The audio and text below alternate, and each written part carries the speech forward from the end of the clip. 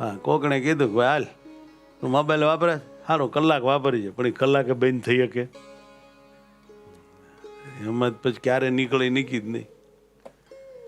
એવું અઘરું છે બાલા, હવે કરવું હોય કાંઈ સમજાતું નથી.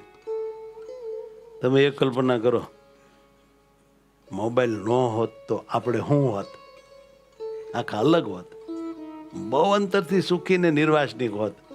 હા, મોબાઈલે તો આપણને નિર્વાસનિક થવા નથી દીધા.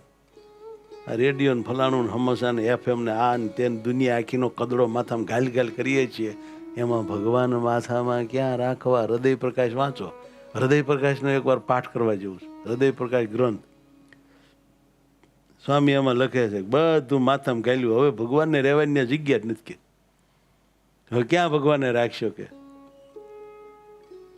અંદર દુનિયા આખીનો કચરો હૃદયમાં ઠલેવ ઠલેવ કરી ભગવાન કેલા નાખમાં હું તાર હૃદયમાં બેઠા આ બધું આવવા દેમાં આ બધું પણ કે હવે લોને તમે હવા દેલા ભલા મણા આવું બધું અનંત બ્રહ્માંડમાં થયા કરે નિષ્ઠ થાય આમાં ક્યાં એટલે પણ કે મને હવાદ આવે છે કોણે કેટલા રન કર્યા કોણ જીતું ને કોણ હાર્યું હું થયું ને તે થયું. બહુ મોટી ઉપાધિ, બહુ જ મોટી ઉપાધિ.